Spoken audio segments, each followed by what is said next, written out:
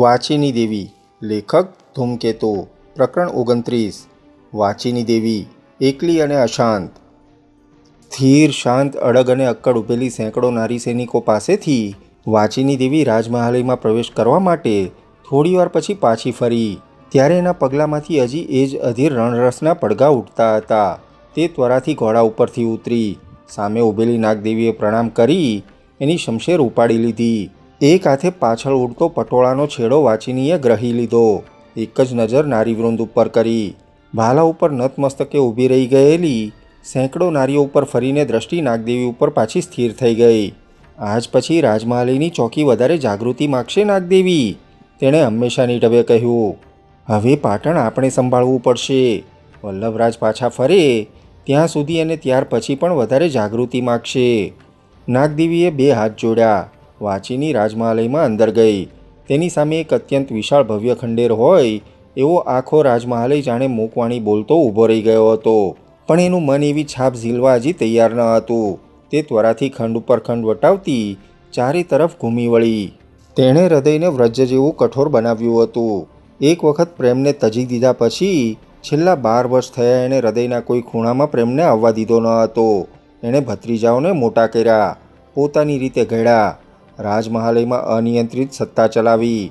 ચામુંડને હરેક ક્ષણે જાગૃત રહીને સોલંકીઓનું ગૌરવ ભંગ કરતો સાચવી લીધો. નારી સેનાની રચના કરી, એને સમર્થ બનાવ્યું. સમય આવ્યો ત્યારે ચામુંડને રાજત્યાગમાં પણ ધકેલ્યો. વગર યુદ્ધે ને વગર કલહે એણે સિંહાસનની શુદ્ધિ જાળવી લીધી. આજ એનું કામ પૂરું થયું હતું. પણ હજી એના મનથી વલ્લભ નાનો હતો, દુર્લભ સાહસિક હતો. ભીમદેવ સમજતો ન હતો. પાટણને કોઈ દોરનારનો ખપ હતો. રાણાજી વિશે એ શંકાશીલ હતી. મંત્રી વૃદ્ધ હતો. સોમનાથનો નવો આવેલો બ્રાહ્મણ દામોદર એને હવે એ ભયંકર લાગતો હતો. માલવા તરફથી સૌ પાછા ફરે. લાટ અને માલવા પાટણના સામર્થ્ય વિશે આ સૈન્યકૂચમાંથી જાણી સમજી લઈને પોતપોતાની મર્યાદા પાળતા થઈ જાય. એટલે એણે એક નવા રાજતંત્રની કલ્પના કરી હતી. એમાં એ વલ્લભને દોરવાની હતી, દુર્લભને ઘડવાની હતી, ભીમદેવને સાચવવાની હતી. એ પોતે પાટણની હતી, પણ પાટણ એનું આંગળીએ વળગાડેલું બાળક હતું. આજે એણે જે વિજય પ્રાપ્ત કર્યો હતો, રાણાજી, વલ્લભ, દુર્લભ, ચામુંડ સૌએ એની વાત સ્વીકારી લીધી હતી. નગરજનોને વધારે ઉશ્કેરવા પડ્યા ન હતા. વાતની કોઈને ખબર પડી ન હતી. રૂપનારાયણની પણ જરૂર રહી ન હતી. રાજમહાલયની પવિત્રતા સચવાઈ ગઈ હતી અને પુષ્પનૃત્યના બદલે પુષ્પનૃત્ય કરનારી જ મહાલય તજી ગઈ. હવે જે થવું હોય તે ભલે થાય, પણ એનું બાળક કયા ઘરું રહ્યું હતું. દુર્લભ, વલ્લભ, ભીમદેવ, રાણાજી સૌને જાણે દોરવણી આપવાનો થોડો દોર દામોદરે ધર્યો હતો એ ખરું, પણ એ વાત એના મનમાં આવી ગઈ હતી. પાટણ નાનું છે, કુમારો નાના છે, મંત્રીમંડળ નાનું છે, સઘળું એની સહાય માગે છે. એ વિચાર એના મનમાં વધારે દ્રઢ થયો હતો. તે ખંડે ખંડ ફરતી ફરતી રાજમહાલય ઉપરના કૌમુદી ભવનમાં ગઈ. દૂર દૂર ક્ષિતિજમાં નાનકડા અજાણ્યા તારાઓ પ્રકાશતા હોય તેમ ચામુંડનું સૈન્ય ચાલુ જતું એની નજરે પડ્યું. તે તેની સામે જોઈ રહી. પોતે એકલી હતી, એકાકી હતી, પણ અડગ હતી. એના ચહેરા ઉપર વિજયની ખુમારી હતી. આંખમાં વીજળીની ચમક હતી. હૃદયમાં પાટણને દોરવાની મહત્વાકાંક્ષા હતી. તે સૌને જતા જોઈ રહી. ધીમે ધીમે એ સઘળું અદૃશ્ય થવા લાગ્યું. થોડી વારમાં તો કોઈ મહાન વણઝાર મુસાફરીએ ચાલી જાય ને જેવી ખાલીખમ પૃથ્વી લાગે એવી ખાલીખમ પૃથ્વી બની ગઈ. વાતાવરણમાંથી હવે તો માત્ર કોઈ શંખનો આછો ધ્વનિ આવતો હતો. અંતે એ પણ આવતો બંધ થઈ ગયો. વાચીની ધીમે ધીમે નીચે ઉતરી આવી. ત્યારે તેના હૃદયમાં કંઈક ખાલી હોવાનું ભાન પ્રગટ્યું. કોઈ ઠેકાણેથી કંઈ પણ અવાજ આવતો ન હતો. રાજમહાલયના વિશાળ ચોકમાં નીચે નારી સૈનિકો પણ મૂંગા પૂતળા હોય તેમ નિયમિત અડગતાથી ચોકી ભરી રહ્યા હતા. ક્યાંયથી, આખા રાજમહાલયમાં કોઈ પણ ઠેકાણેથી એક શબ્દ સરખો પણ સંભળાતો ન હતો. વાણી વિનાના વાતાવરણમાંથી જે વાણી પ્રગટે છે, મૌનવાણી, એવી મૌનવાણી વાતાવરણમાં સભર ભરી હતી. વહેલું પ્રભાત જરા જરા જાગે અને મોડી રાતની છેલ્લી શેષ ઘડીઓએ હજી એની સાથે હાથ મિલાવ્યો ન હોય એવો જાગૃતિ અજાગૃતિનો રાત્રિનો છેલ્લો પ્રહર આવી રહ્યો હતો. વાચીનીને હૃદયમાં અચાનક એક મૂક વેદના જન્મી. વર્ષોથી દબાવી રાખેલી કુમળી લાગણીઓના છાના સ્ત્રોત જાણે પ્રગટવા લાગ્યા. આ જ મહાલય હતો જ્યાં એની મા માધવીએ એને ખોળામાં લઈને રમાડી હતી, જ્યાં એ ચામુંડ સાથે ઘોડે સવારીની હરીફાઈ કરતી, એ જ નીચેનું મેદાન હતું. ચામુંડને તલવાર પટ્ટામાં એણે એક દિવસ હંફાવ્યો ને મહારાજ મૂળરાજ દેવે એને વાસે હાથ થાબડી. ધન્ય રે દીકરી, તું જ મારો સાચો દીકરો છે એમ કહ્યું હતું. એ શબ્દનો સાક્ષી રાજમહાલયનો મહાન સ્તંભ અત્યારે એની બરાબર સામે જ ઊભો હતો. તે મૂંગો હતો, પણ જાણે વાણીથી ભર્યો હતો, અને મહારાજ પણ ત્યાં ઊભા હતા. શબ્દ પણ સંભળાતા હતા.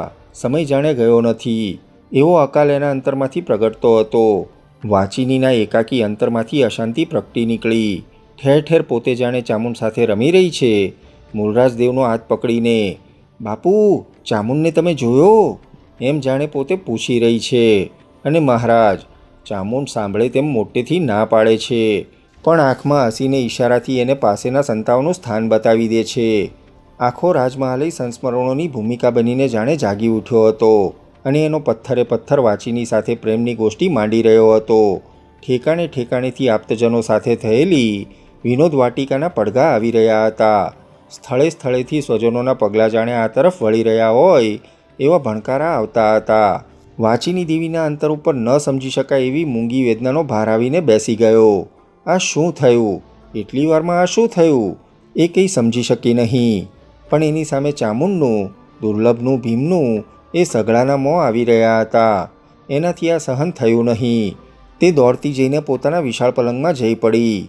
ઊંધું મોં રાખીને ગુપચુપ પડી રહી. એની આંખમાંથી છાના અદૃશ્ય આંસુ વહેવા માંડ્યા.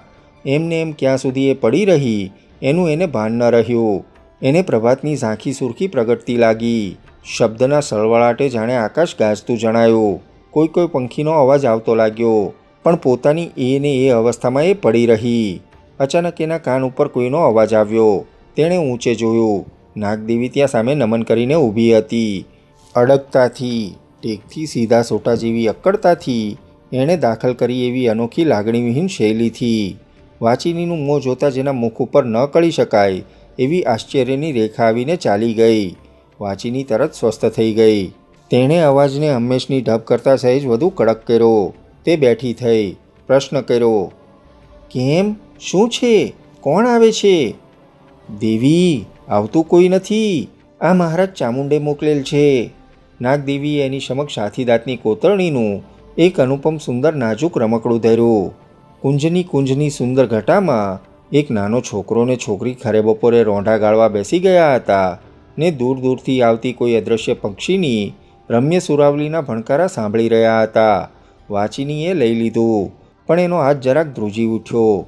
પોતાના સરદારની નબળાઈ જોવી એ નબળાઈ છે એમ જાણે વગર કહે સમજતી હોય તેમ નાગદેવી પ્રણામ કરીને 2 ડગલા પાછી હટી. નમન કરીને તરત ચાલતી થઈ. વાચિનીને એક ક્ષણમાં પોતાનું શિશુપણું, માં માધવીએ ચામુંડને એને ખોળામાં બેસાડીને આ રમકડું આપ્યું હતું, એ દિવસ, એ પળ ને એ સ્થળ નજર સમક્ષ ખડા થઈ ગયા. ચામુંડે કોઈ સંદેશો આપ્યો ન હતો. માત્ર એક નાજુક શિશુવયનું રમકડું મોકલીને એણે પોતાની બાળવયની સ્મૃતિનો હજી એના ચિત્તમાં રહી ગયેલો આનંદનો અંશ પ્રગટ કર્યો હતો. પણ ત્યારે તો વાચિનીનું અંતર વધારે ઊંડું ઉતરતું ગયું. એના અંતરમાં પણ માધવીની એક મનોહરી મૂર્તિ કોતરાઈ ગયેલી હતી. ચામુંડરાજ આજે જાત્રાએ જતા વૈજલદેવના મઠ પાસે એક ક્ષણ થોભો ત્યારે જે મીઠાશ ભરેલા વિનોદથી મહારાજ વૈજલદેવે રાજનો સત્કાર કર્યો હતો એ વાચિનીને સાંભળ્યું. મહારાજ, डरना मत. मेरी समझ में आप लड़ाई जीतेंगे. जो लोग नितांत आसक्त होते हैं एक रंगी मस्त होते हैं. जिसकी आसक्ति में 100 वसा सोने की सच्चाई होती है वे लोग को आसक्ति से भी जीवन का सत्य मिल जाता है. महाराज भ्रुतरी की तरह आप डरना मत, आपकी जीत है. ત્યારે તો કદાચ પોતે પણ ચામુંડને પહેલેથી જ જુદી જ રીતે દાખવીને સમજવાનો પ્રયત્ન કર્યો હતો.